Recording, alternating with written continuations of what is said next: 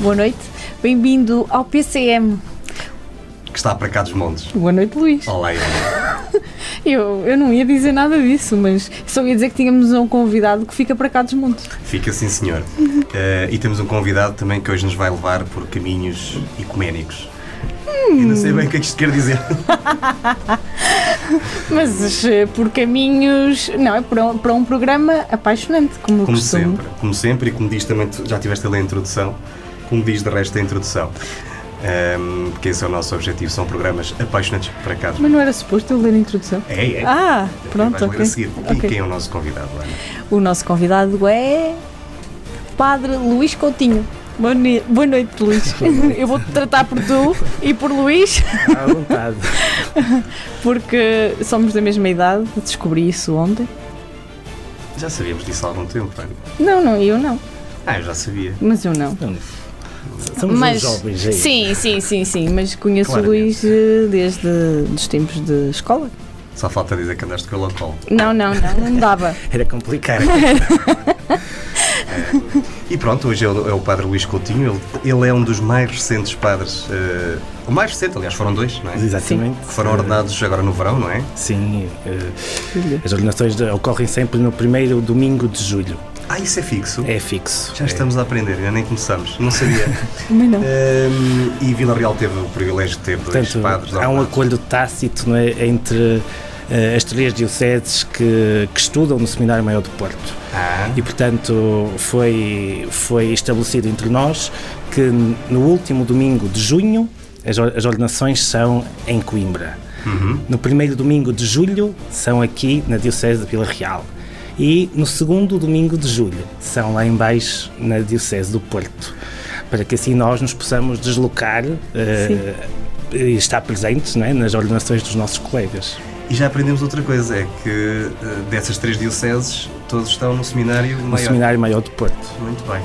E a entrevista ainda não começou, Ana. Tudo isto e muito mais para descobrir já a seguir. Venha connosco e apaixone-se com esta história.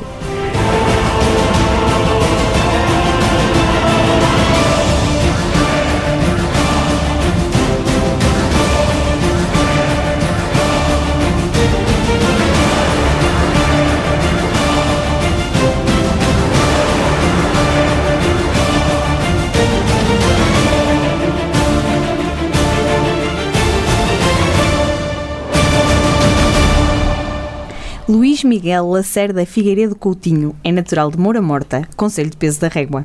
Licenciou-se em Bioengenharia na UTAD, mas não se sentia realizado.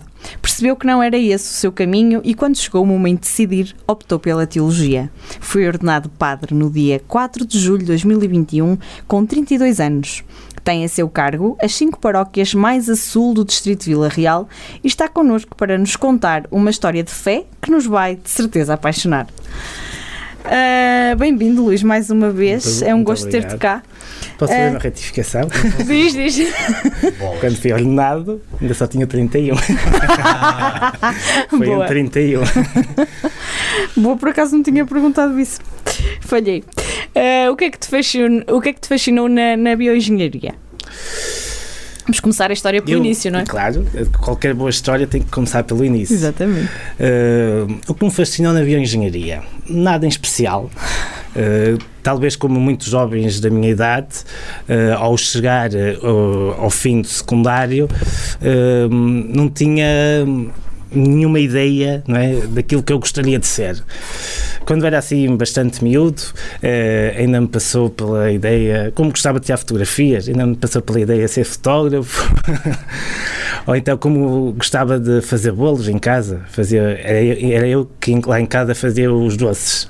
Portanto, ainda me passou pela cabeça tirar algum curso de cozinha ou de pastelaria, mas depois isso ficou tudo para trás, não é? Decidi tirar um curso a sério, ser engenheiro. Então concorri, não é, a vários cursos dentro da área das ciências, que foi a área que eu segui no secundário, e a bioengenharia foi a minha primeira opção. foi a minha primeira opção. Concorri para aqui, para o TAD, e saiu-me logo. A minha média era razoável, eu tinha de média 16,8. Razoável. Então entrei logo aqui na primeira fase. Foi o primeiro ano que o curso abriu aqui na UTAD. Mas eu tinha andado a pesquisar e vi que, nomeadamente na Universidade do Porto, era um curso que tinha uma elevada percentagem de empregabilidade logo terminado o curso. E, portanto, era um bom curso que me garantiria, se calhar, ter emprego facilmente e, portanto, coloquei-o como primeira opção. Depois eu sempre me dei bem, ou relativamente bem, com a parte das matemáticas e das ciências e, portanto, não vou dizer que foi um curso fácil de fazer, tive que queimar muitas pestanas. E tive assim, alguns cadeirões que foram difíceis de ultrapassar, mas depois lá consegui e terminei então a licenciatura ao fim dos 3 anos com uma média de 15 e ao fim deste tempo aqui na universidade, então é que decidi que o caminho não era por aqui, não é? Podia ser muito bom aluno, podia se calhar ter tido algum sucesso como engenheiro, mas no fundo não era isso que me fazia feliz. Então, e foi nesse momento quando terminou o curso? Porque concluiu o curso, não é? Fez os 3 anos, direitinhos, 15, média excelente para a engenharia, e foi nesse momento que percebeu que não era este o caminho? Isto não é uma coisa que surge de um dia para o outro, certo. Não é? Não é hoje estou aqui e depois amanhã já não é nada disto, não. Foi uma decisão, não é, que ao longo destes 3 anos foi surgindo e foi sendo amadurecida, não é? Mas porventura, se calhar já no início desse 3º ano, eu estava decidido a mudar de rumo. Só que agora que cheguei até aqui, não é? Vamos acabar, não é? Agora acabamos isto. E bem? Quem foi a primeira pessoa a quem contaste, a quem confidenciaste que não te sentias realizado e que achavas que o teu caminho era outro? Foi a minha mãe. Foi a minha mãe a primeira a saber. Assim, até como financiadora do curso, se calhar. Também. Não é? Não, mas o Luís tem mais 2 irmãos, portanto, aí tu és muito próximo da tua irmã, da Olinda. Padre Luís, como é que se diz a uma mãe no fim do curso, olha, não quero fazer mais isto? Como é que ela reagiu? Não reagiu mal. É? Não. Mas na altura, quando lhe falou nisso, já tinha ideia o que é que queria fazer a seguir? Sim, quando lhe falei... Já foi com a ideia... Já foi com a ideia de ir para o seminário, não é? Muito bem. Não lhe disse, vou acabar com o curso, não sem dar plano B. um plano B, exatamente. Então como é que ela reagiu? Reagiu bem? Sim. Achou... Se é isso que te faz bem, que te faz feliz, então força, segue com isso. Há pouco estava a dizer que isto foi um processo que não foi ao longo desse 3º ano, mas não terá havido ali mesmo alguma coisa? Foi o quê? Foi a relação com as ciências? Foi o quê? O que é que começou a despoltar essa ideia de que o futuro podia não ser ali? Porque quem toma uma decisão destas não é de certeza porque não gostou do curso. Porque quem não gosta do curso muda de curso, não é? No seu caso, acaba por mudar de curso também. Mudei de curso. Mas convenhamos que mudou para uma vida que tem mais do que mudar de curso. Ou não? Sim, é mais do que mudar de curso, não é? É mudar de vida? É mudar de vida, exatamente. É mudar de rumo, de percurso. Mas houve ali alguma coisa que o fez perceber que a bioengenharia não era de maneira nenhuma? Algum clique? Não, foi assim... Não. Se quisermos, podemos... Há quem tenha esses cliques, não é? Que se calhar tenha um acontecimento na sua vida, não é? Que lhe fez dar esse clique. Eu, mais do que ter um momento vocacional, acho que tenho uma história vocacional. Ok. Portanto, o clique, se calhar, vinha já lá muito mais de trás. desde pequenino que sempre fui habituado em casa a rezar, sobretudo com a minha avó, não é?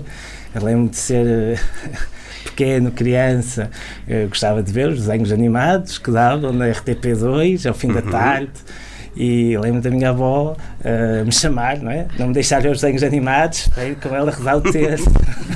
Às 6h30 na Renascença? Exatamente. São vícios que muita gente tem. Vícios não é vício, só que eu não disse vício com sentido mau. São Hábitos, rotinas que ficam.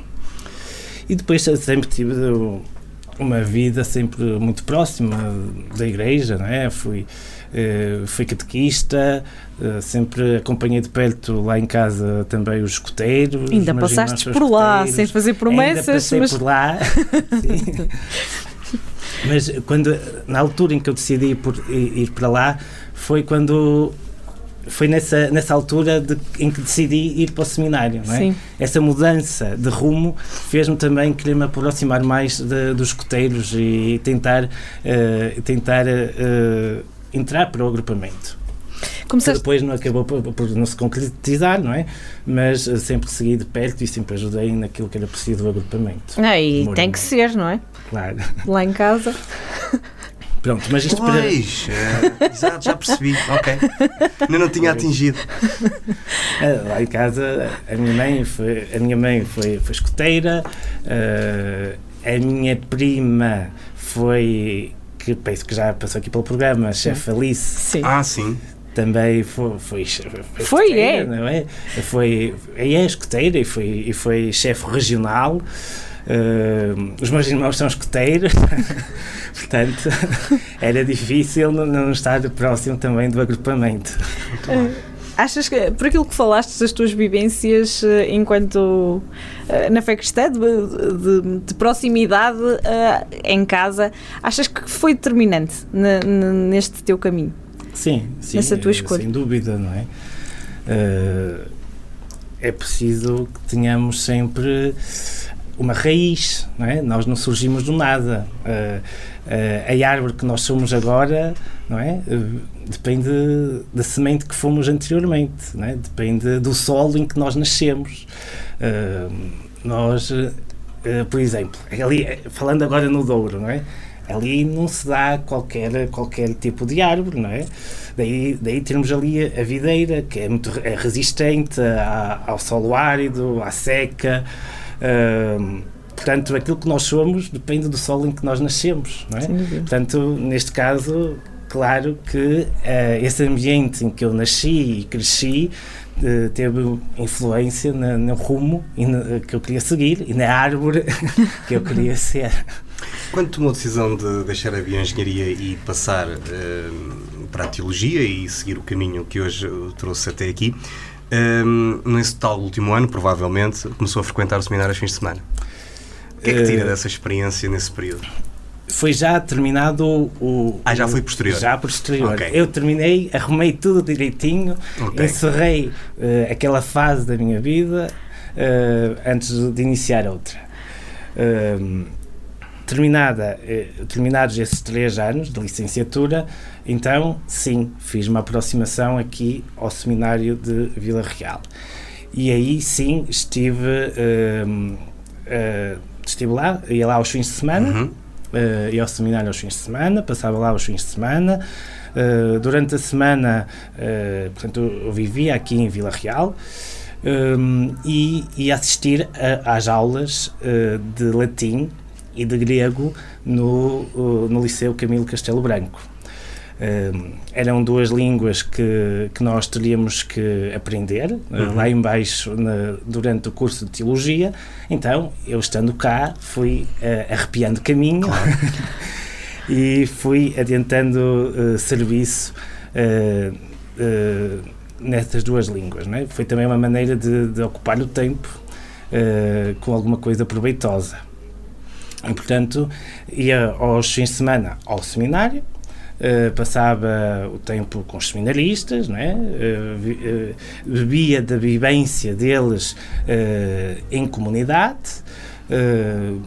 comecei a fazer parte dessa vivência, No início foi só aos fins de semana, depois mais para o fim do ano comecei já a passar lá mais alguns dias durante a semana, e então terminado este percurso de aproximação, então sim, rumei, podemos quase dizer rio abaixo, até à cidade do Porto, ao curso de Teologia. Tinhas a certeza do que querias e que era o que te faltava quando foste para o Porto? Para tomar uma decisão destas, não é? Terminar com o curso e iniciar um novo rumo, tinha que ter a certeza. Como é que foram esses tempos no seminário? Como é que é a vida em seminarista, que se diz? Sim. De um seminarista. De um seminarista. Bom, a vida de um seminarista é também, no fundo, uma vida de estudante, né? De estudante universitário. Nós acordávamos muito cedo. Acordávamos às 6h30 da manhã. Eu acordo mais cedo. Mas não é para fazer as mesmas coisas boas. Não é. E acordávamos mais cedo, porque depois, às 7h, íamos rezar a oração da manhã, que nós chamamos laudes.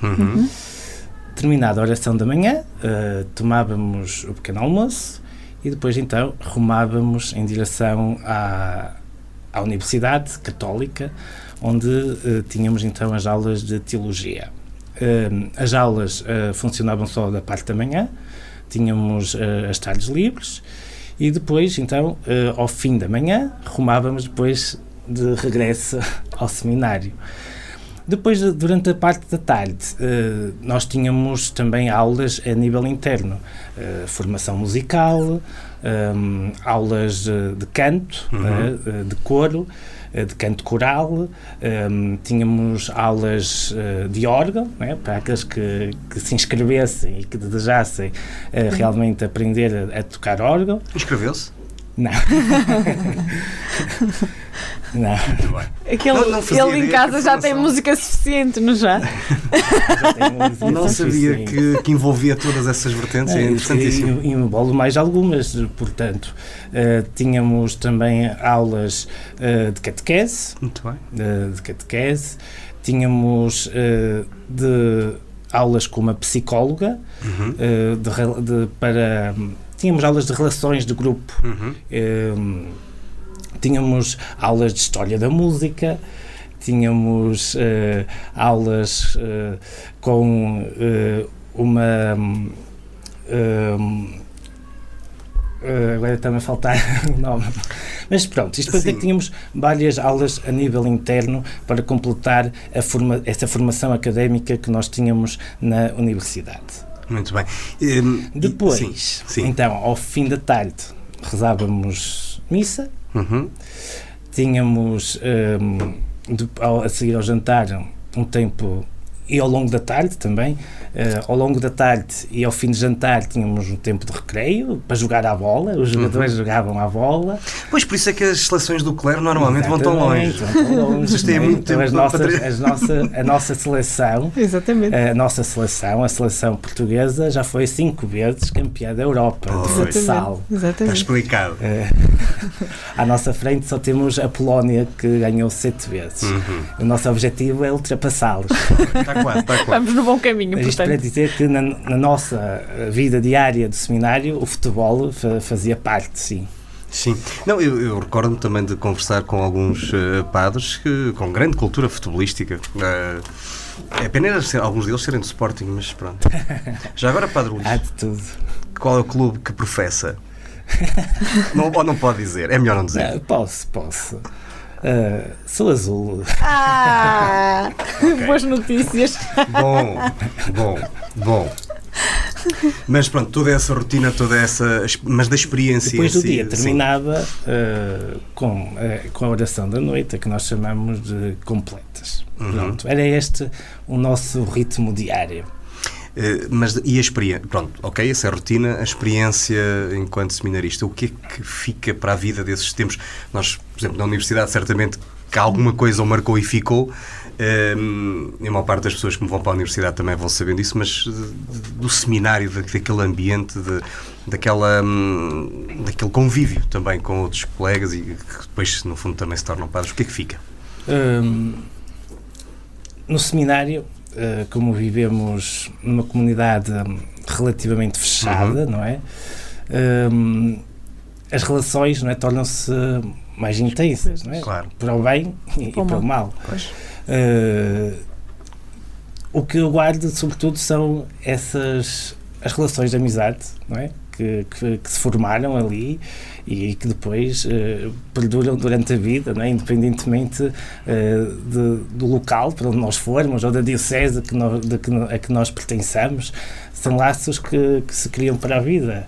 E é sobretudo isso que eu mais guardo do seminário. Muito bem.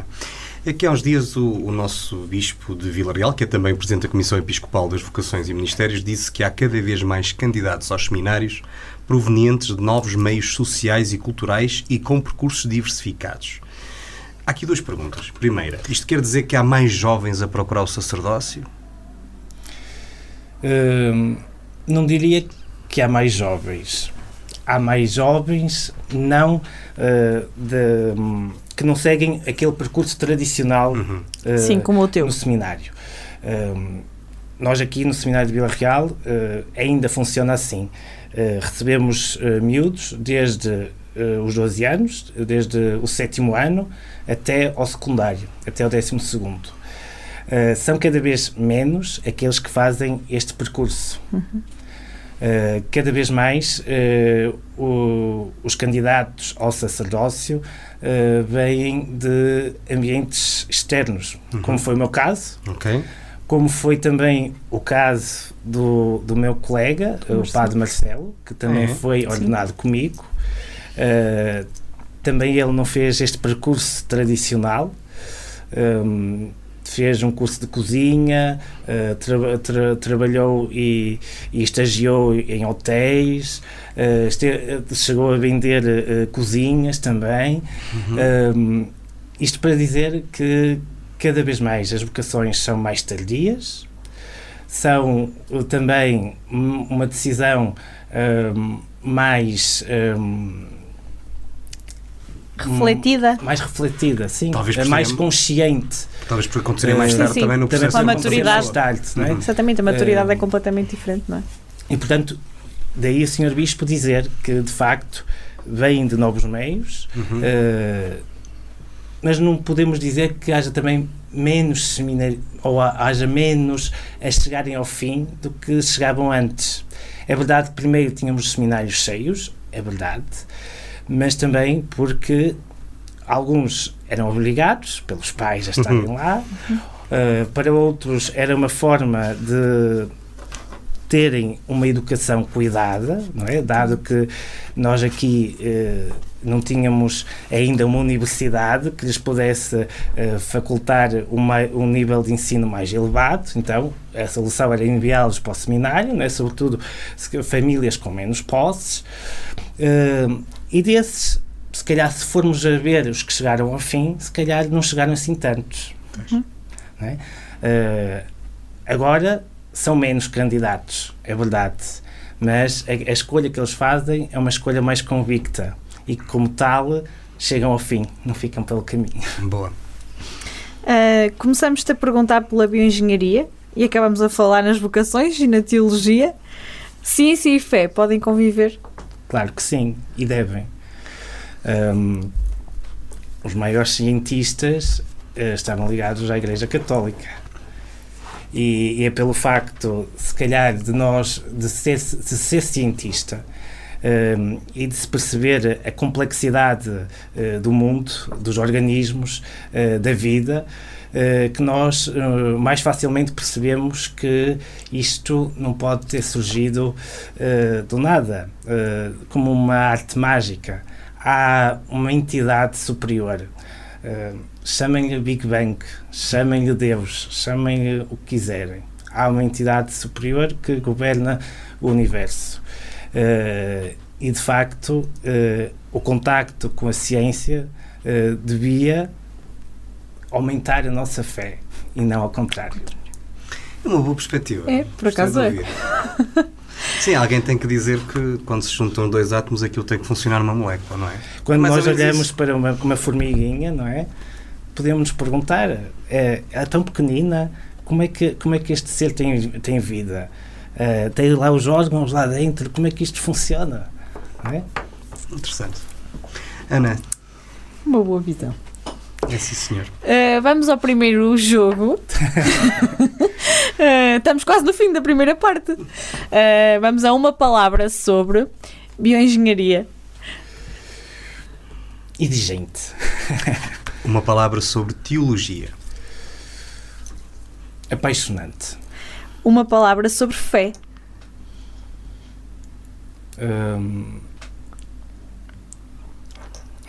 Não me queria estar a repetir. Sobre fé. Podem ser 2. Ou 3. É um alicerce.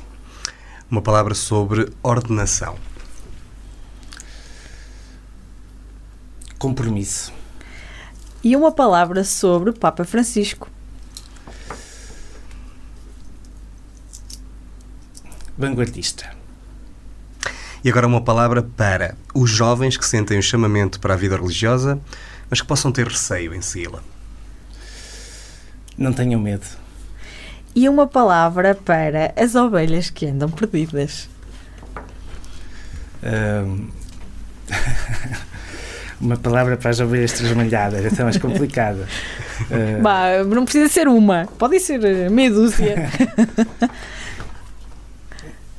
Braços abertos. Nós estamos à conversa com o padre Luís Coutinho. Ele foi ordenado recentemente, no verão passado, aqui na Diocese de Vila Real. Ainda com 31 anos. Ainda com 31 anos. É também o padre das paróquias do sul do Distrito de Vila Real, nomeadamente o Pinhão. Exatamente, era o que eu ia dizer. Pinhão Casal Luís Vilarinho Cotas. Foi lá que começas a ir à missa. Agora falharam as outras duas. Pinhão Casal Luís Vilarinho Cotas. Valdemindins. Valdemindins, claro. E o Luís Ferreira vai-te dar cabo Estas das 4 eu orelhas. podia saber, estas 4 eu tinha que saber. É outra quinta, E não São é? Cristóvão. São Cristóvão, que é no Conselho de Sobral, exatamente. E é com ele que vamos continuar a nossa conversa. Venha connosco, ainda há muito para contar. Universidade FM 104.3. Na Associação Valdouro vivemos de paixões. Apaixone-se connosco pelo desporto que promovemos, pela cultura que levamos pela região, pela dança com quem cantamos os mais novos, pela defesa de causas, pela defesa da linha do Douro, pela riqueza das nossas associações, para cá dos montes. Pela nossa região, pelo nosso território, pelas nossas gentes, pelo nosso Douro. Apaixone-se connosco. Rádio Universidade sempre no ar!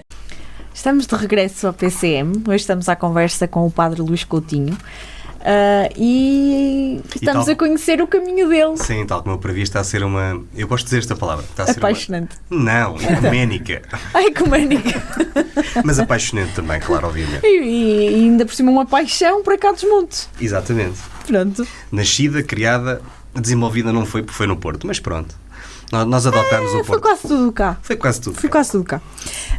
Luís, referes numa... Aliás, tu não estavas lá, mas eu estava. A primeira homilia que o padre Luís Coutinho faz no Pinhão, dos 20 minutos, não sei quanto tempo foi, mas 80% foi a falar bem do Douro. Foi uma analogia tão interessante, mas, epá... Não foi propriamente homilia, foi uma intervenção, exato, não é? Que eu dirigi à comunidade no fim da celebração. Mas, E foi o Douro o tema. Mas bem tem que falar no Douro no Pinhão, não é? E de uma no forma... Pinhão não se falar de Douro assim... Sim, mas fê-lo de uma forma diferente. Diferente. Também foi interessante. Não gravaste para eu ouvir? Não, mas... É assim, olha, é assim. é Amigos assim. assim. Tivesse sido. Não me convidaste? pois, tivesse sido. Também não me convidaste? A missa não é por convite, é por vontade. Exatamente. E eu fui à missa de certeza nesse dia. Depois A foi. igreja está de portas abertas para receber Naquele dia, olha, estava quem lá tantas for. que eu até fiquei assim. Estava há algum tempo até. Bom, diz. Referes numa entrevista à Rádio Renascença que os padres de hoje não podem ser só padres de igreja e de sacristia. O que é que, na tua opinião, falta? Proximidade? Sim, falta proximidade com as pessoas. Porque a missão do padre é uma missão de ponte, não é? E para unir duas margens, não é? tu tens que ter a ponte tem que estar assente em ambas as margens, certo? Se a ponte terminasse a meio, já não estavas a conseguir unir as duas margens. O que acontece é que nós padres muitas vezes tendemos a ficar presos numa das margens, ou demasiado voltados para dentro, demasiado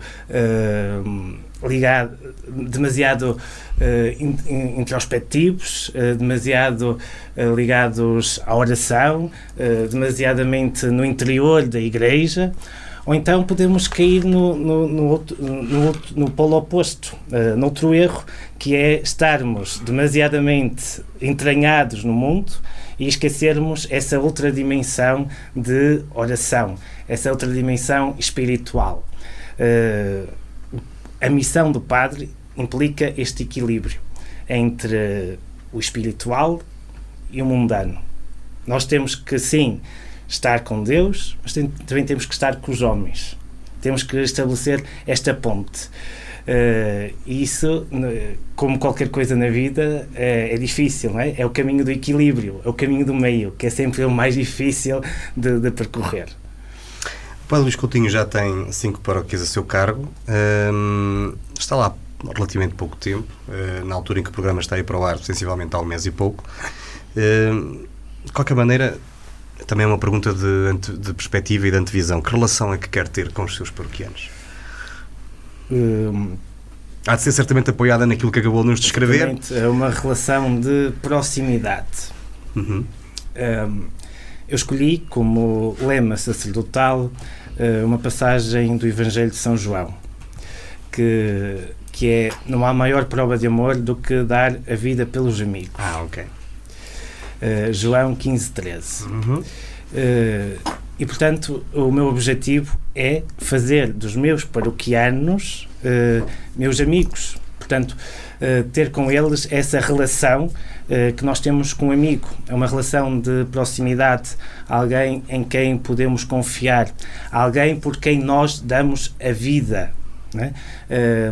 Alguém a quem nós damos do nosso tempo.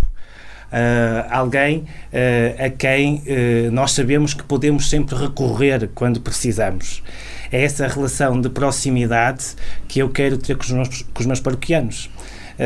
Até porque podemos dizer que o padre é a face visível de Jesus, certo?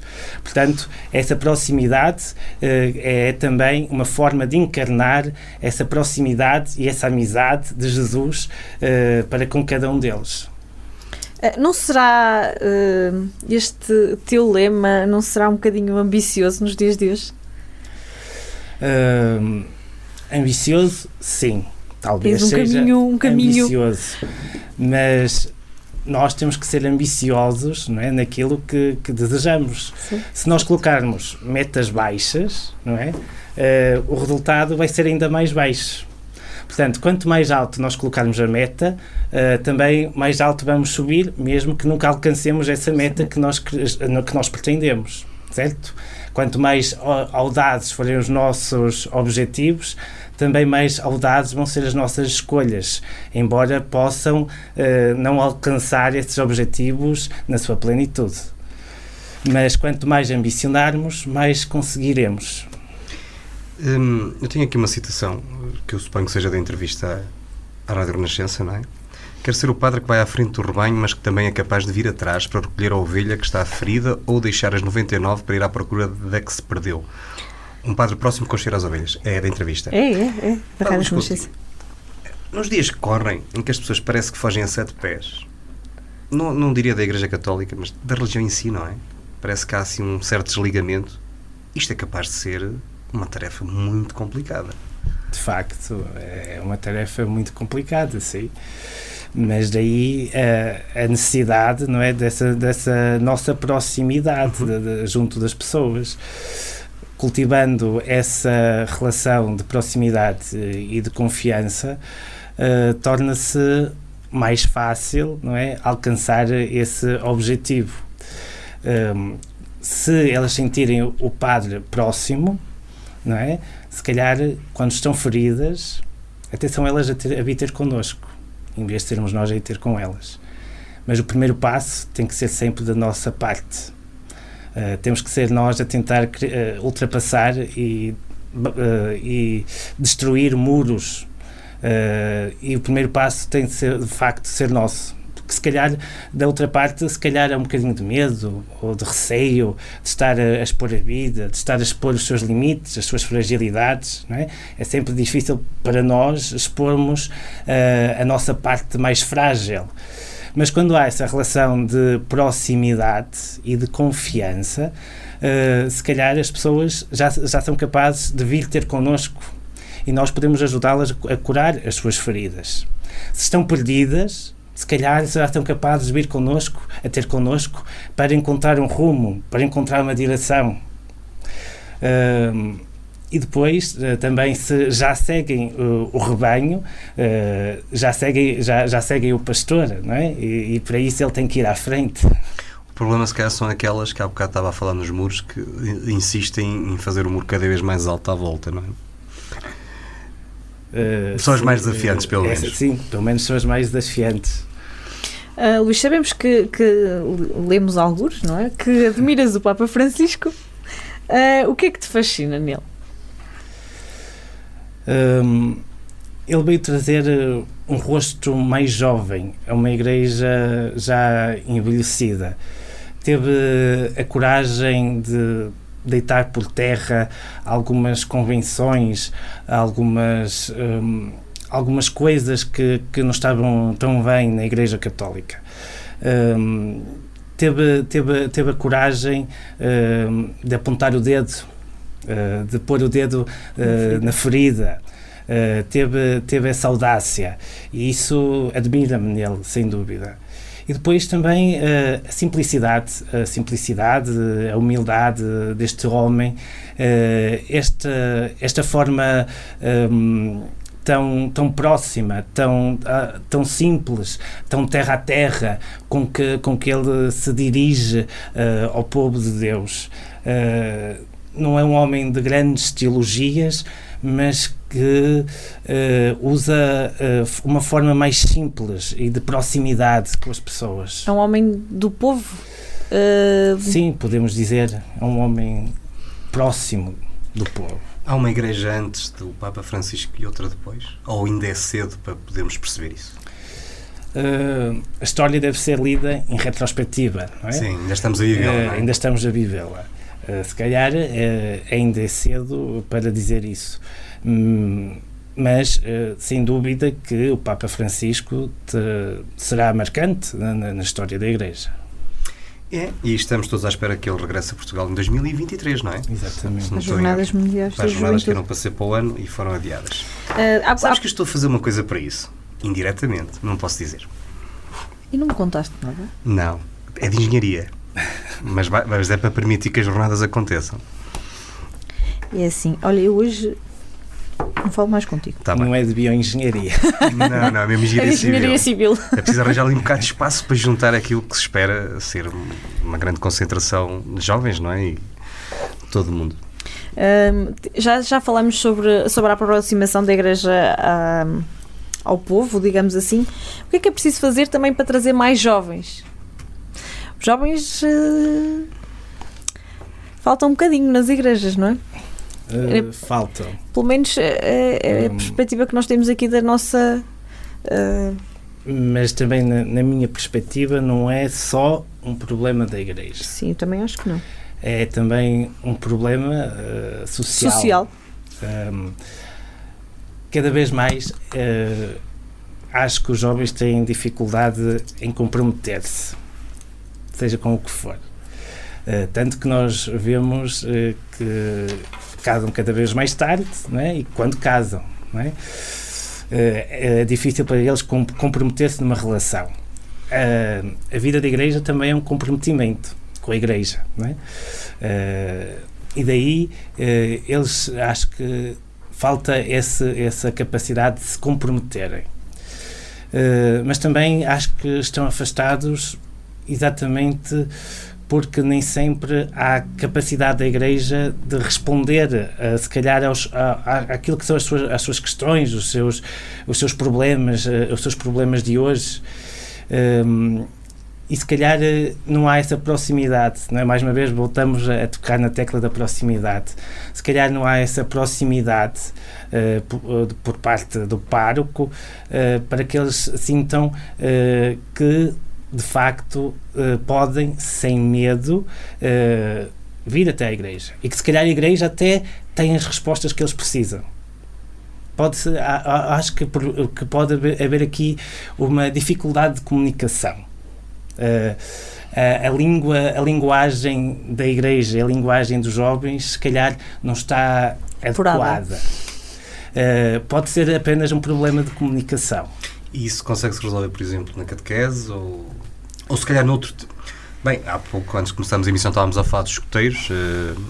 Se calhar é um bocadinho através desses meios mais flexíveis. Não sei se é esse o termo. Sim, acho que podemos utilizar o termo flexíveis ou... Acha que passa por aí, passa pela catequese, passa por outro tipo de atividades que possam levá-los até Sim, passa por outro tipo de atividades, passa se calhar por uma nova forma de fazer catequese, mais adequada aos jovens de hoje, capaz de responder mais às suas ânsias, aos seus problemas e às suas dificuldades. Uma catequese que esteja mais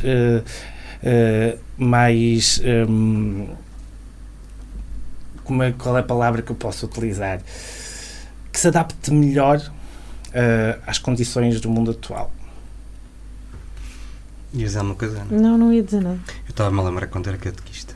Eu nunca fui. Eu fui, tinha 30.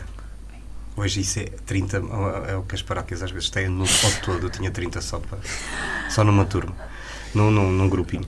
É óbvio que não eram os 30 de uma vez, eram 15 mais 15, porque senão era uma loucura.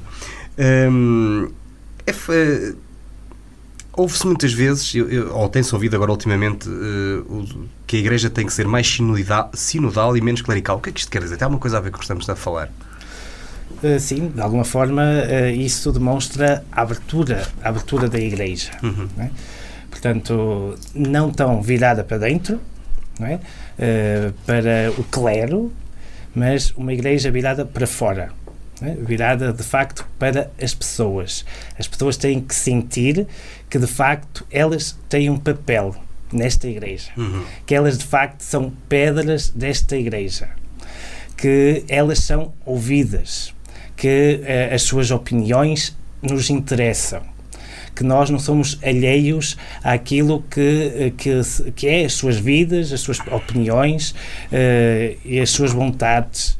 É uma Igreja aberta, sinodal, virada para fora e não tão para dentro. Pronto, e se calhar também está aí a chave para os mais jovens e os outros se aproximarem novamente. Exatamente.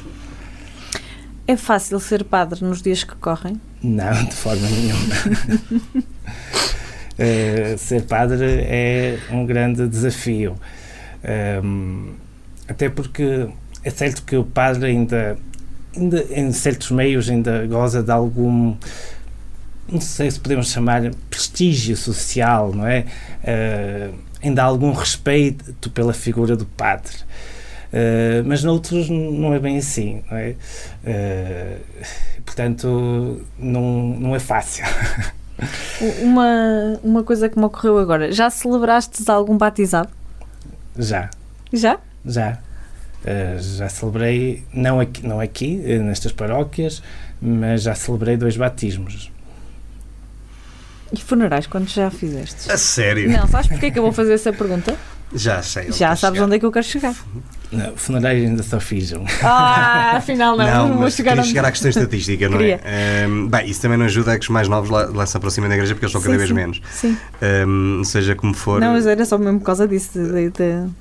Pois, é que ainda não dá para ver. É que normalmente num ano civil, não é? Num ano civil são realizados, e eu posso falar pela paróquia pela qual faço parte, são realizados 2 batizados, 3 e funerais. E se quiseres acrescentar essa Mas estatística... isso é um reflexo, não é, da nossa demografia. Sim.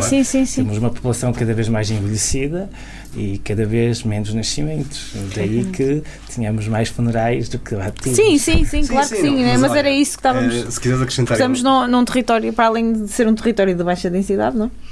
Sim. Em que... TBD. Está muito envelhecido. É muito envelhecido mesmo. E se quiseres acrescentar à tua estatística os casamentos, já que há bocado o Padre Luís Coutinho falou de compromisso e que ele é cada vez mais tarde, aí também dá para ver coisas interessantes. Também. Mas Acredito pronto. que sim. Acho que vai ter muitos lá no Pinhão. Que Agora, pelos casamentos? vistos, o Pinhão é tipo Las Vegas, é destino. Há lá muita gente que aparece lá no verão. Ele tem aparecido. Agora com a pandemia parou. Mas que não são de lá? Não. Vão para lá, não é?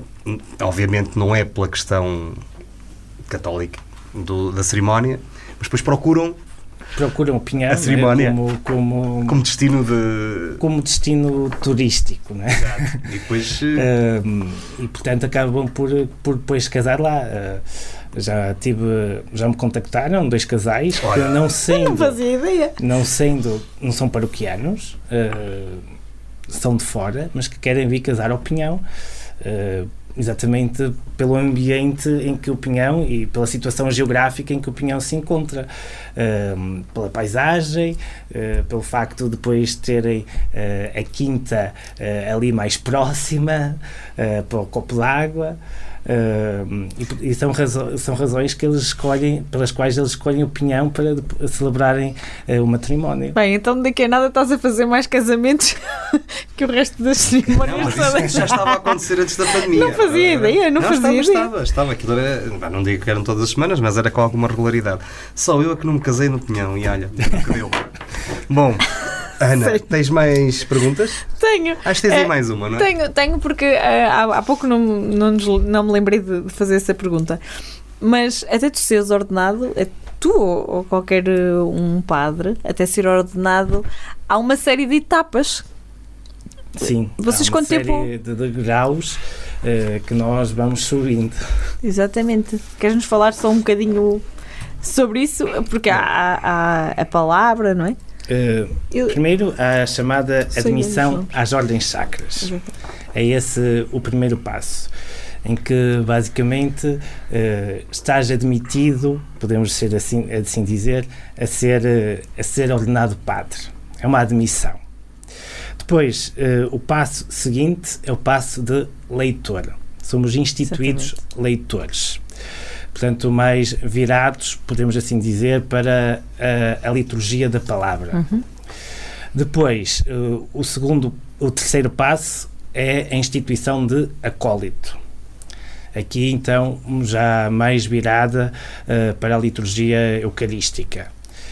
Depois, então, sim, entramos na ordenação. E a ordenação é constituída por 2 níveis, podemos assim dizer. A ordenação diaconal, em primeiro lugar. Com a ordenação diaconal já podes administrar alguns sacramentos, nomeadamente o batismo. Também podes fazer um matrimónio, também podes realizar um matrimónio, também podes fazer funerais. Depois, com a ordenação presbiteral, podes depois fazer as outras 2 coisas que faltam, que é rezar missa, não é? Portanto, celebrar a Eucaristia e não. A penitência. Okay. A confissão. Portanto, enquanto diácono, essas são as 2 coisas que nós ainda não podemos fazer. Por acaso não sabia que eles podiam celebrar a confissão e a celebração da Eucaristia. Não sabia que os diáconos podiam celebrar os casamentos. Os diáconos podem administrar a unção dos 2. Não sabia.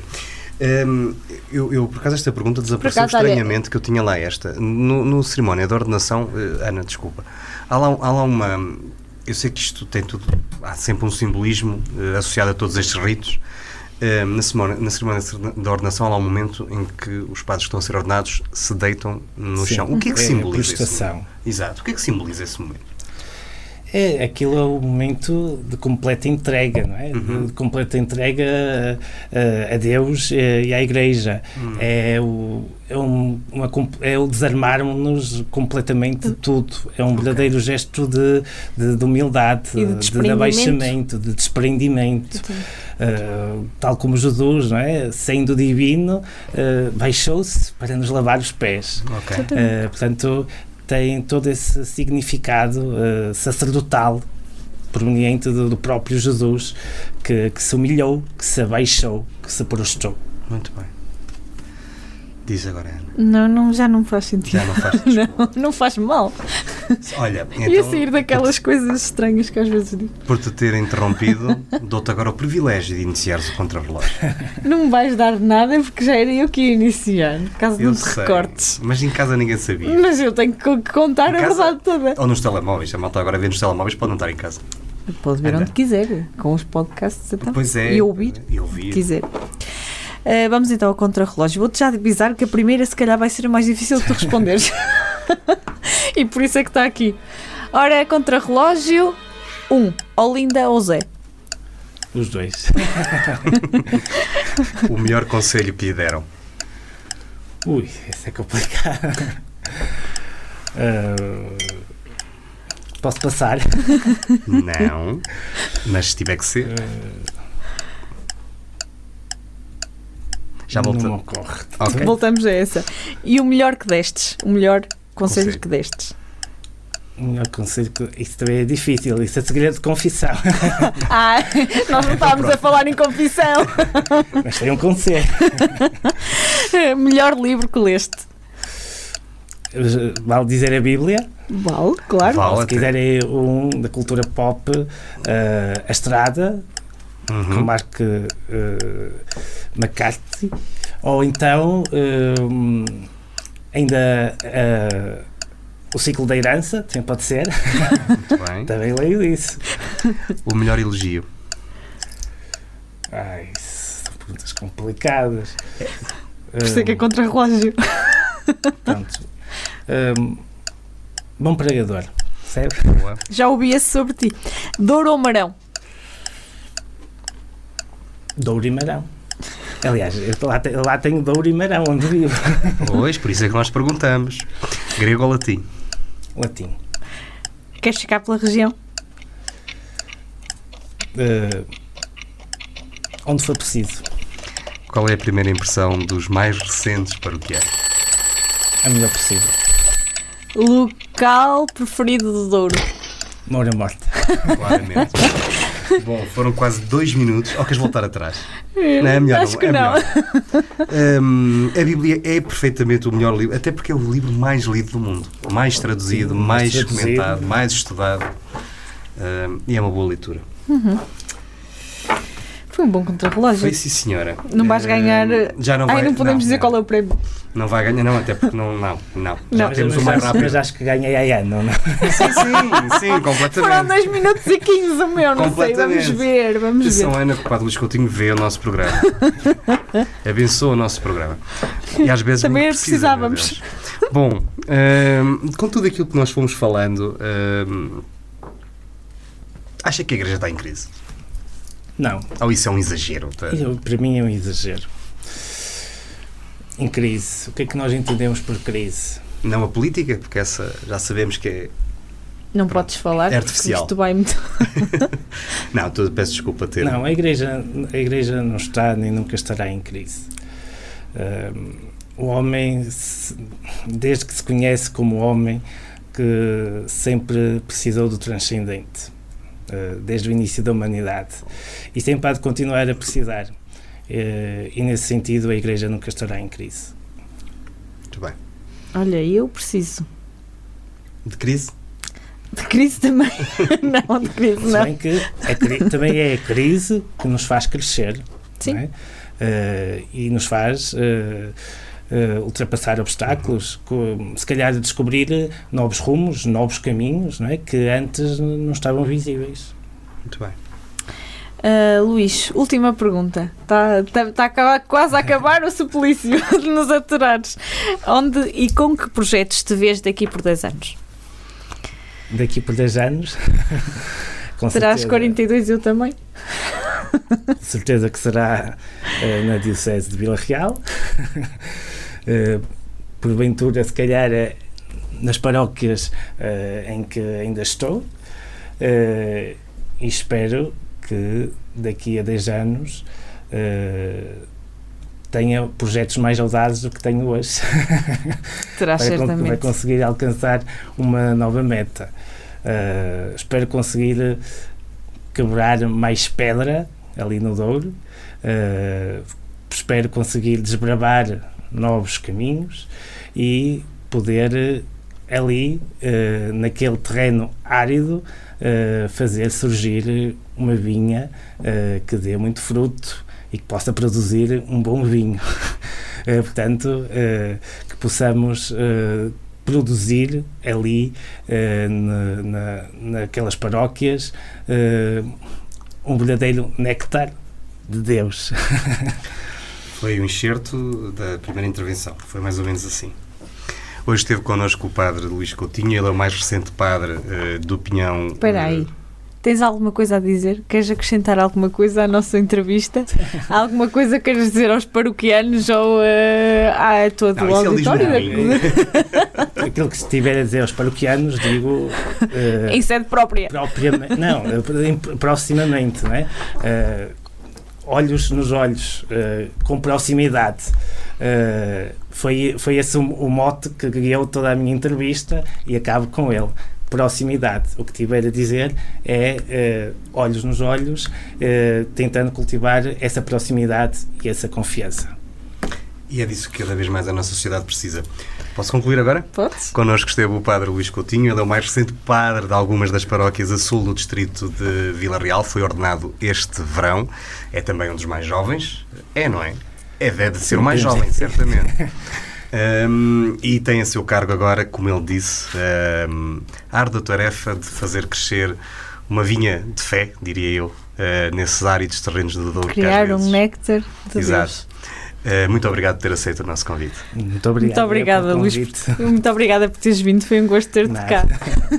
E foi mais uma história que nos apaixona. É como sempre, todas as semanas, às 10, no 104.3 FM e em todas as plataformas de podcast, também no YouTube e no Facebook, não podia deixar de ser. O PCM é apresentado... Hã? Sim. O que é que queres dizer? É uma coprodução. Pronto. Não era isso que eu ia dizer. É uma coprodução entre a Universidade FM e a Associação Valdouro. Tem a apresentação de Luís Almeida e Ana Gouveia. Com a edição de Daniel Pinto, Rafael Almeida e apoio à produção da Inês Antunes. E nós? Falta alguma coisa? Não temos dito o e-mail. Eu tinha-me lembrado disso. Pois, para cá dos montes, @associaçãovaldouro.pt. E vamos ter que mudar o e-mail também. Pois é, ainda está na versão comprida. É lá, ele vai reduzir, vai mudar e qualquer dia... Até lá, quem tiver dúvidas a passar nas nossas páginas que estão espalhadas um pouco por toda a internet. É verdade, e pode-nos seguir através do Facebook e mais recentemente, no Instagram. Ainda está assim muito... Está murcho. Mas vai arrebitar. Vai sim, senhor. Nós voltamos para a semana. Até para a semana. Obrigada.